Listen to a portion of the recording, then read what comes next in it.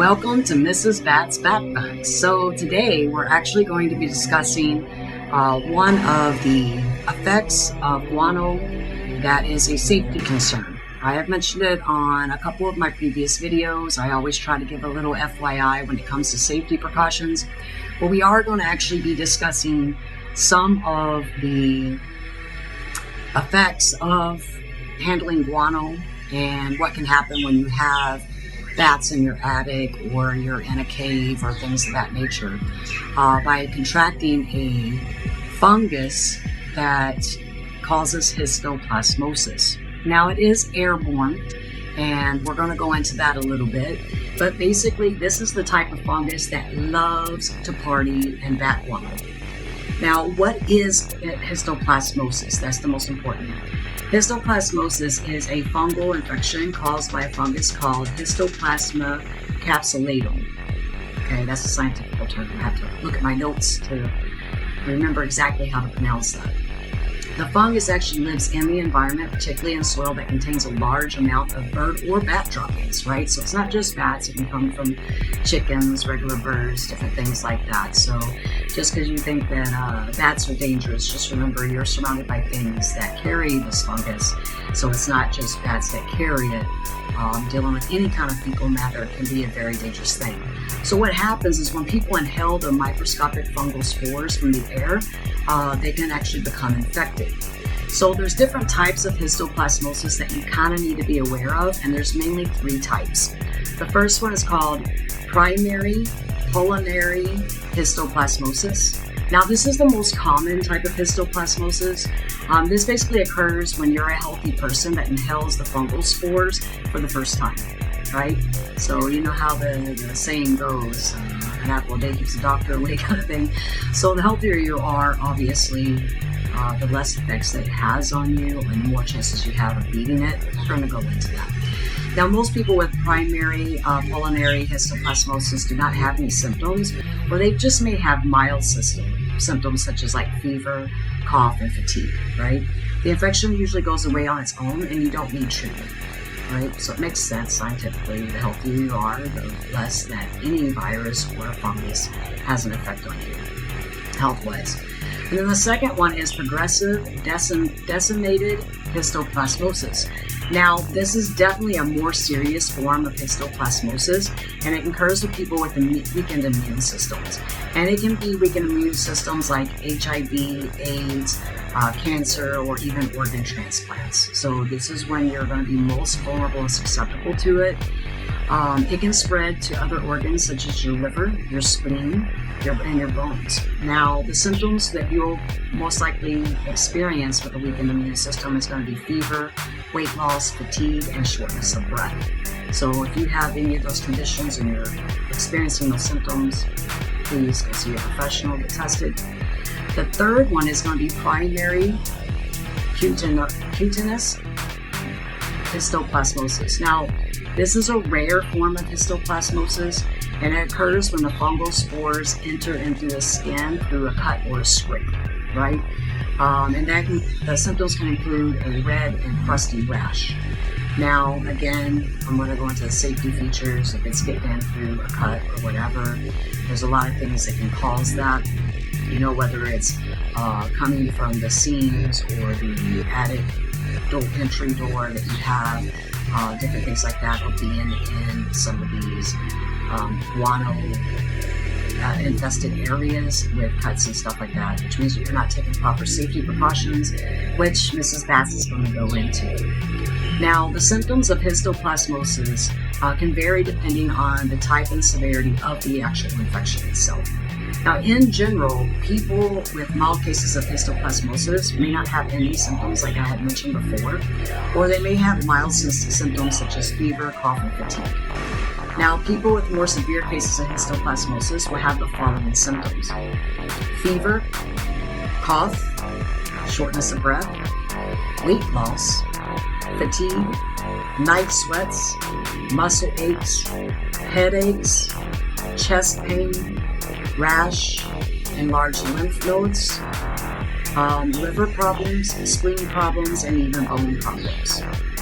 Now, the diagnosis of histoplasmosis is usually made by a combination of tests, which includes chest x-rays, and this can show lung nodes and or infiltrates, which you can see here in the picture that I provided.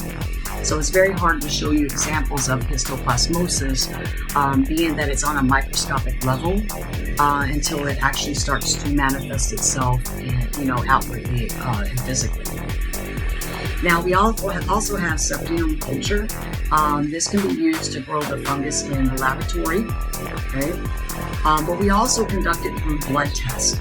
Now, this can be used to look for the antibodies of the actual fungus itself. So these are different ways that we're able to diagnose whether or not you have histoplasmosis. Also, biopsies, okay? This involves taking a small sample of tissue from like your lungs or other infected organs and examining it under a microscope. Now, for the treatment of histoplasmosis, it can be cured with, most of them can be cured with antifungal medication on the less severe cases. The type of medication and length of treatment will depend on the type and severity of the actual infection. Now, for those of you who may have a weakened immune system, you may need longer courses of treatments. Now, the most important treatment for histoplasmosis is prevention. Guys, if we just take prevention measures, we can definitely avoid contracting this fungal infection, which can be sometimes fatal. So most cases of histoplasmosis, like I said, can be cured with antifungal medication, but to prevent the spread of histoplasmosis, it's important to take precautions when handling bat guano, right? Which I always encourage you that if you're not a professional and you're not knowing how to handle it, definitely call a professional. It's always going to be my go-to thing. Now, if you find bat guano in your home, like in your attic or coming out of the seams in between your drywall or sheetrock, whichever you like to call it, it's important to have it removed by a professional, right? You always have leaves bat removal as well as other bat specialists and removal companies that will come in and take care of it for you. Please do not try to clean it up yourself, as you can inhale the spores and become infected, right? So a regular old just white desk mask is not a strong enough mask to be able to keep you from inhaling these fungal spores, because like I said, they are microscopic. Now, you want to avoid areas where bats live, such as caves, old buildings, or even in your attics, and make sure that you avoid disturbing the guano, okay? Because that's usually how that happens, is when you disturb the guano and everything starts to rise, these fungal spores starts getting in the air and you breathe it in, right? And that's what causes the histoplasmosis. Wear a dust mask when cleaning up guano, but like I said, dust mask will protect you to a certain degree, but they do not 100% protect you. You need an actual respirating mask to be able to fully protect yourself against, histoplasmosis that comes from these fungal spores. You also want to make sure that you're sealing any cracks or holes in your home that bats could use to be able to enter. And that includes birds too, okay?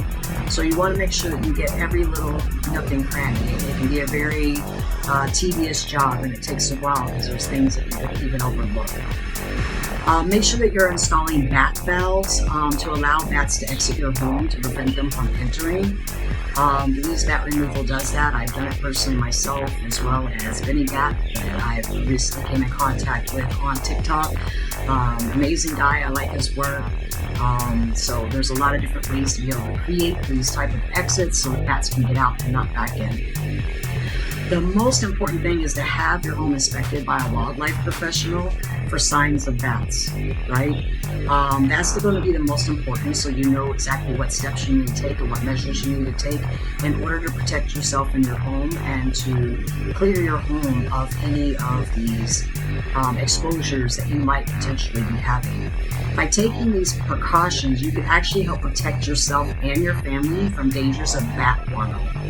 So here's some pictures on my last video that I had shared of some of the more extreme cases of histoplasmosis that has physically manifested itself, but also in the different causes that it shows and symptom-wise that I went over. There's some pictures that I have provided. Make sure you go back, pause the videos if you need to, and really start paying attention to any symptoms that you might have.